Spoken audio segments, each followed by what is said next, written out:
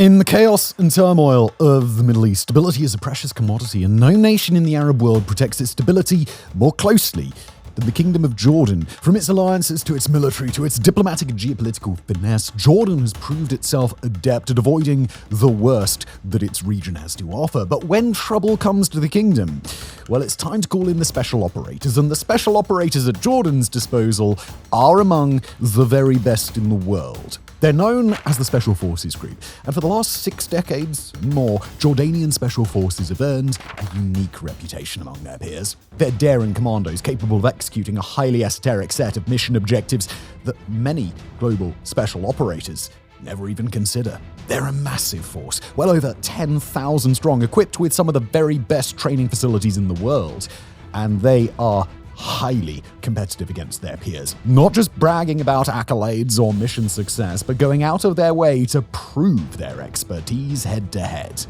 This is King Abdullah II's Special Forces Group, perhaps the most advanced collection of special operators in the entire Middle East.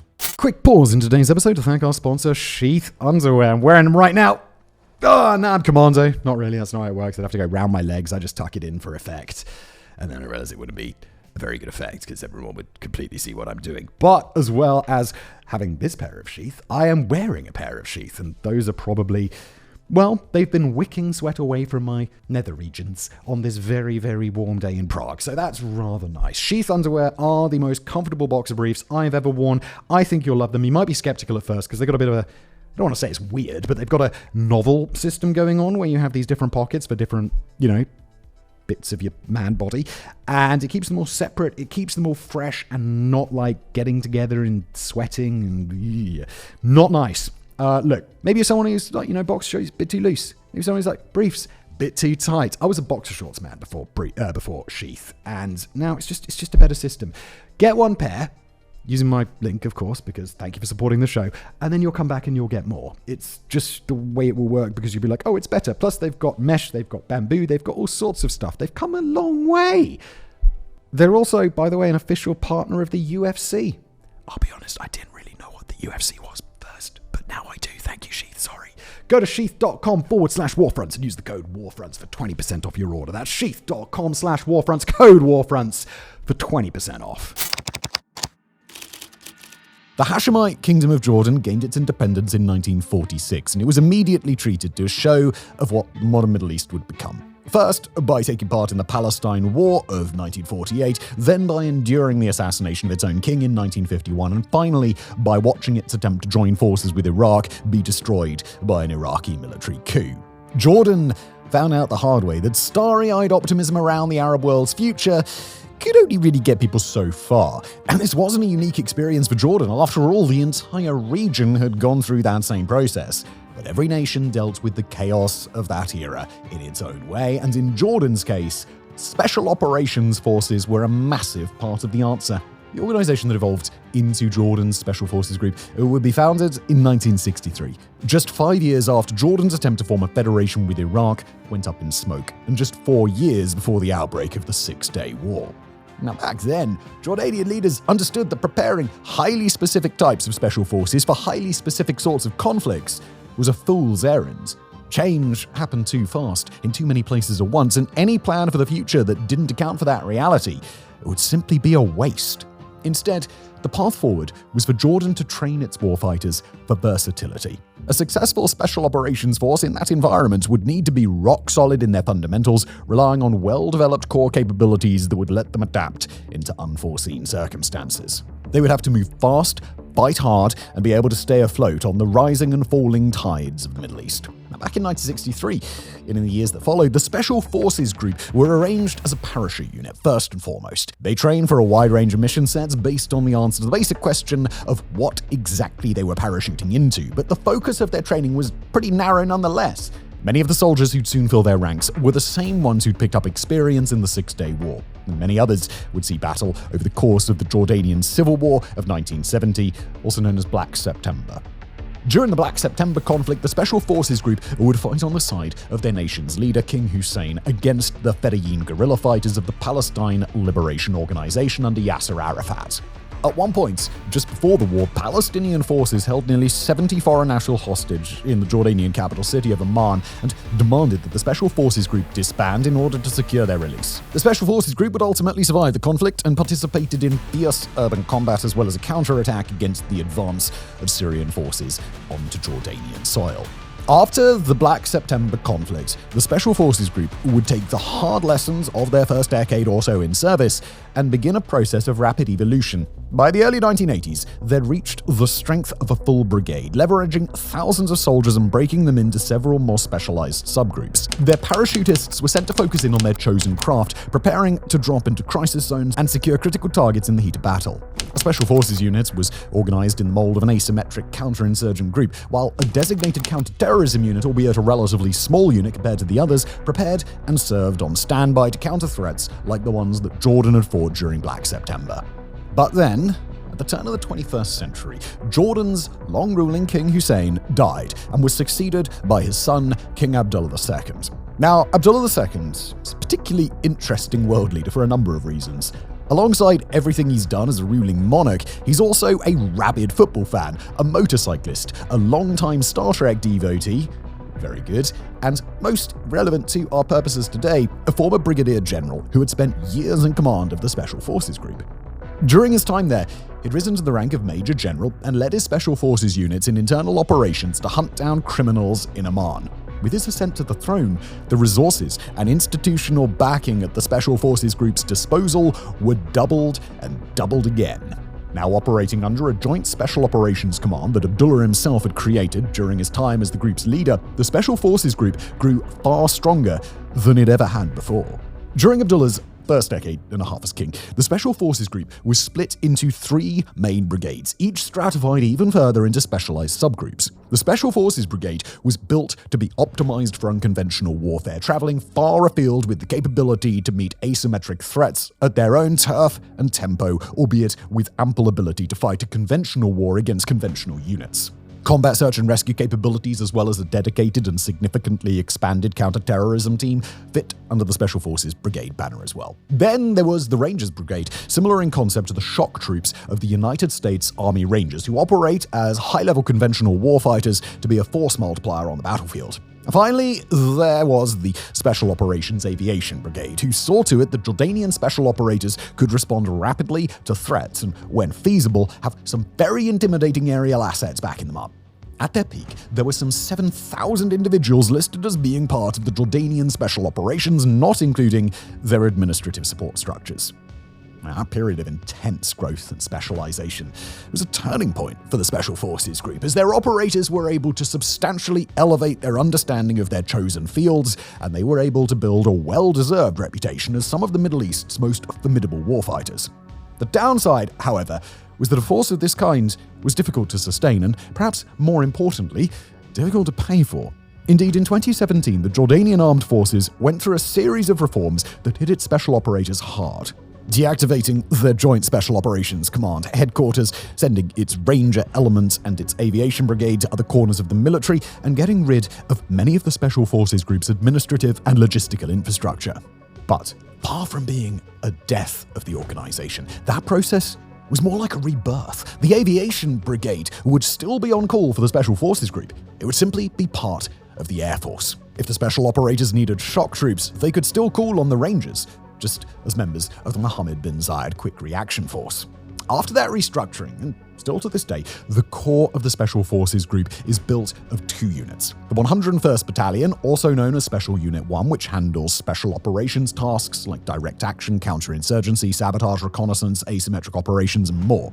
The 71st Battalion, also known as Special Unit 2, focuses on counterterrorism. In all, the Special Forces Group is about 1,000 operators strong, accounting for 1 of every 86 active duty members of the Royal Jordanian Army. For a young Jordanian soldier, a role within the Special Forces Group is among the highest honors one could possibly achieve. But as such, it should be no surprise that the process to get there is really difficult. From the moment they choose to begin the process, Jordanian Special Forces recruits are put through rigorous testing to ensure that they are of the highest caliber. Candidates for the role must be Jordanian citizens between the ages of 18 and 27. To qualify, they must pass a battery of psychological tests and be able to meet a fairly typical but still rigorous physical standard. That includes a 5-kilometer run in under 23 minutes, at least 60 push-ups, and at least 60 sit-ups in separate spans of 2 minutes. You've got to do a minimum of 10 pull-ups and successful completion of a challenging obstacle course. Psychologically, candidates are expected to show not just a set of compatible personality traits, but clear leadership qualities as well.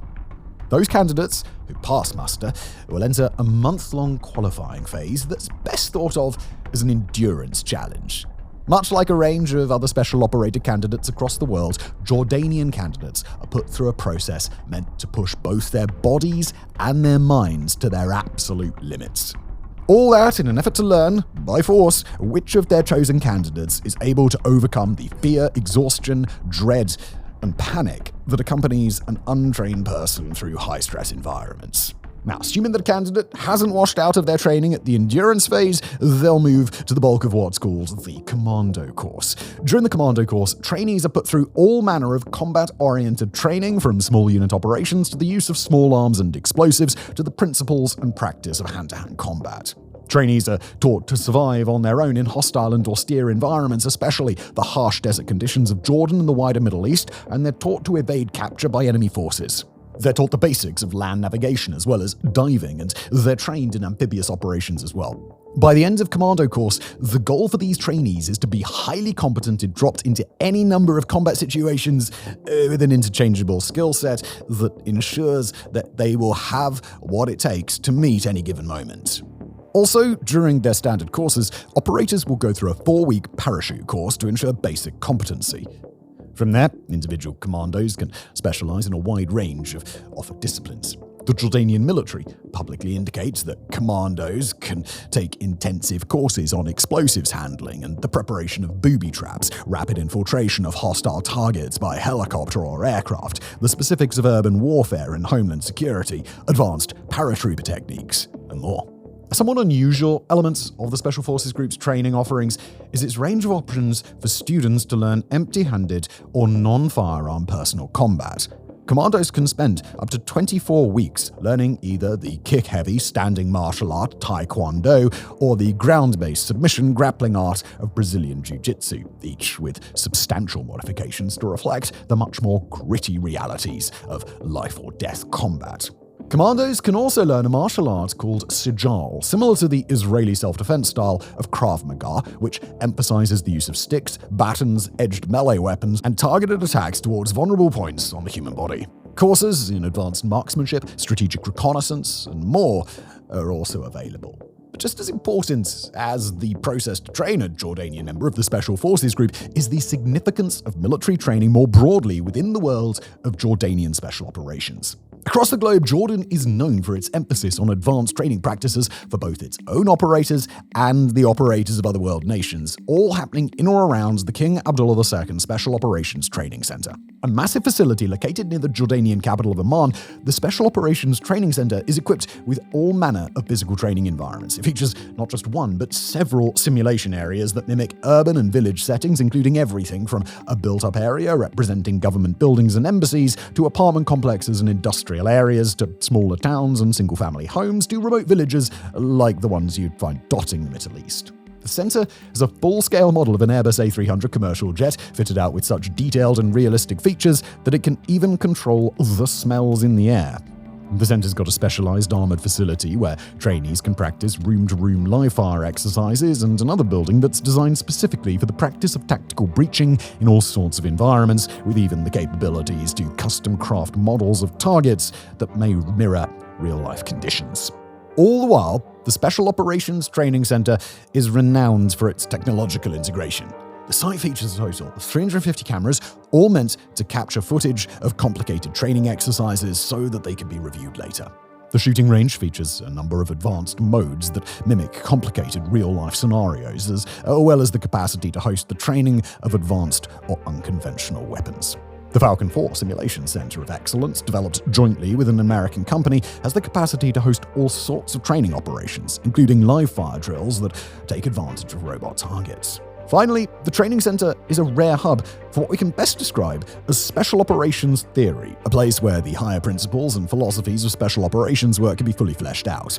Quite frankly, there's no other place in the world that's quite like it. So, as one would expect from an elite special operations unit, the Special Forces Group doesn't tend to divulge much at all about its operations. Unlike some of the organizations around the world that are known for having prolific or verbose former operators, former members of the Special Forces Group don't tend to kiss and tell.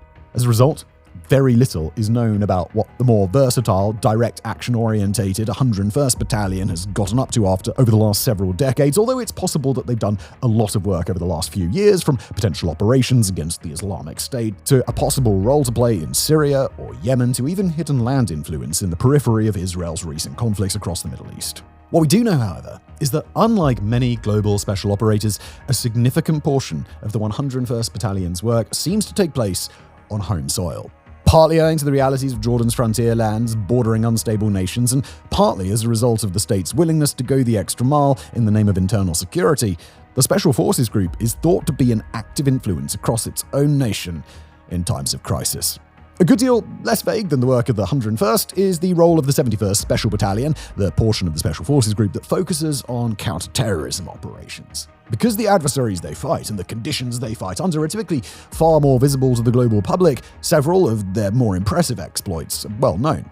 Back in 2005, after a series of bombings in the capital, the Special Forces Group served as the on-the-ground personnel acting on Jordanian intelligence, hunting down those who had perpetrated the attacks. They'd ultimately capture a man known as Zayed Khalaf al-Kabuli, who had been one of the architects of the attacks. In 2016, they fought battles in the streets of Irbid, a northern city of about 2 million people, beating back militants who had planned to launch a large-scale terror plot on behalf of Islamic State. That same year, they fought at Jordan's historical Karak Castle, flushing out and ultimately dispatching 5 Islamic State attackers who had launched an attack on the location and killed 12 civilians and security officers. 2 members of the 71st were killed in the fighting. Perhaps more important than their response to any specific incident, however, is the fact that under Special Forces Group's protection, Jordan has gained a reputation as an exceptionally safe area where terror attacks are concerned relative to the rest of the Middle East. But although their performance in the field is the most important metric by which Jordan's special operators can be judged, it's not the only one. As the proud owners of the Special Operations Training Center that we mentioned previously, the Jordanian government has made use of that asset to host the Warrior Competition, an annual event that brings together teams from all across the world. At the Warrior Competition, national and private teams of special operators take part in a unique series of challenges and games meant to test their competence in their shared craft. Every year, the Jordanian Special Forces Group takes part, and every year they give an impressive account of themselves, joining other Jordanian teams from the General Intelligence Department, the King's Royal Guard, and elsewhere.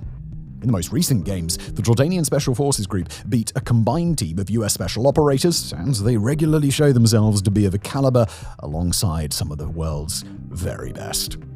In the years to come, the Special Forces Group is going to have their work cut out for them, trying to ensure their nation's safety in the heart of the Middle East in a time of profound and all-encompassing change. They have the strong backing of their king, a leader who still shows up at the training center from time to time and hits bullseyes with his pistol, and the gratitude of a nation that rightly credits its continued security, in large part, to its special operators. Thank you for watching.